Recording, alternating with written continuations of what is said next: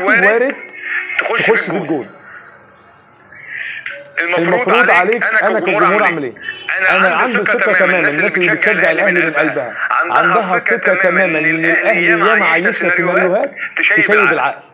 سيناريوهات احنا كنا خارج البطوله ورجعنا، سيناريوهات احنا كنا خارج النهائي ورجعنا، سيناريوهات احنا طلعنا حرفيا بره ورجعنا. فخليك مستعد لسيناريو دراماتيكي هيخلي عضلات قلبك تقف. فأمن على عضلات قلبك وانت قاعد وخليك ريلاكس وهادي وواثق في فرقتك انها هترجع في اي وقت من الاوقات. افرض ما رجعناش وخسرنا النهائي، سيدي الفاضل انت اكتر فرقه واخده البطوله، انت اكتر فرقه واصله نهائي، انت اكتر فرقه مشاركه في البطوله، انت سيد اسياد القاره دي. فايه المشكله لما يرجع مني نهائي؟ ما عنديش ادنى مشكله. اقرب منافس ليك الزمالك 5 دوري ابطال، يعني قده مرتين، مفيش حد عدى 5 دوري ابطال. فايه المشكله يعني؟ ما عنديش ادنى مشكله. اتعامل مع الكوره بكل حياديه، انت مش محروم، انت مش محروم عشان توصل لدرجه النرفزه والعصبيه وانك تقول وانك تشد وانك انت عندك رصيد من البطولات يخليك تحط رجل على رجل 100 سنه في القاره دي وانت قاعد، ورجل على رجل ومحدش عندك حاجه ومحدش يقدر يعايرك بحاجه. عندك رصيد قاري يخلي القاره كلها تقف لك تعظيم سلام 100 سنه لقدام. فما تقوليش ان اصل النهائي ده هيتوقف عليه مصيري، هيتوقف عليه مش عارف ايه. انا احنا جمهور الاهلي طماع وقلتها مليون مره وبنحب ناخد البطولات وبنحب بس افرض النهائي راح مني حبيبي، محدش يقدر يحفل عليك من اول القاره من شرقها لغربها، محدش يقدر يرفع عينه فيك.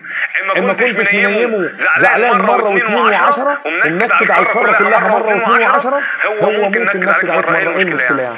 مره يا اخي، ده حسن يا اخي، طلع زيت عن صحتك يا اخي. فتعامل مع سيناريو المباراه وتعامل مع الماتش كله بان انا سيد القاره دي ورايح حاطط رجل على رجل وهاخد النهائي ده، وما خدتش النهائي وما حصليش نصيب وما كانش فيه عدم توفيق، فانا برضه هفضل سيدها. يعني النهائي لا هيقلل مني ولا هيزيد عليا في حاجه. انا كده القاره معترفه غصب عنها ان انا سيد اسيادهم بالنتائج مش بالكلام. هيجي جمهور زملكاوي يتناقش معايا في الحته دي، هيجي جمهور ترجاوي ودجاوي اي حد، تعالى يا سيدي الفاضل افرش لي كده بطولاتك وقول لي انت عملت معايا ايه. انا من ساعه ما اتنشأت البطوله دي في القاره وانا سيدها، ما حدش يقارني بيها ومحدش ليه مقارنه معايا. زي جمهور الريال ما بيتقارنش بدوري الابطال، خرج من دوري الابطال. هل السيتي هيجي يقارن بالريال في دوري الابطال؟ ما ينفعش، مالوش وجه مقارنه. واحد واخد 14 دوري ابطال، اقرب واحد ليه 7 دوري ابطال، فما ينفعش تقارنه في الحته بتاعته. دي حتته ودي لعبته ودي بتاعته.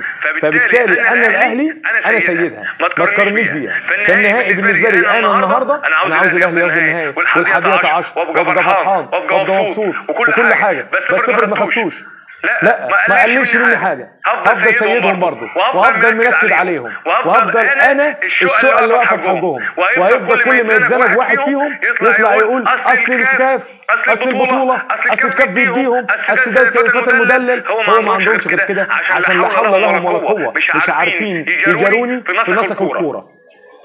الحته اللي احنا بنلعب فيها مش عارفين يجاروني فيها نهائيا، فبياخدوني لحروب خارجيه يحطوا لك ان الكاف الحكام، رغم ان انا اكتر واحد مظلوم في القاره دي. في 2017 الوداد ضحكوا عليا ببكاري جسامه وراح عطاهم البطوله هناك بالحركه الشهيره بتاع عماد متعب لما عمل لهم كده. كله كان عارف 2017 بكاري جسامه عمل فيها ايه. في 2020 الكاف خد البطوله كلها ورماها في حجرهم، وقفل لهم الملعب، ظبط لهم التحكيم، ظبط لهم كل حاجه. خلي في علمك ان ده ممكن الحكم ما يدكش اخطاء فجه، بس الحكم يحجم المباراه عليه، يديهم كذا فاول من خارج المنطقه ومن هنا ومن هنا، ويحجم عليه انت اي تدخل عليك يصفر ويزنق لاعبتك. فبالتالي يخرج المباراه يقول لك لا ده مفيش خطا، مفيش بلنتي، مفيش كارت احمر، مفيش كارت اصفر، بس هو زنق على لاعبتك وخلاهم ما يقدروش يتحركوا، وكل تدخل هنديهم فيه انذار ونديهم فيه.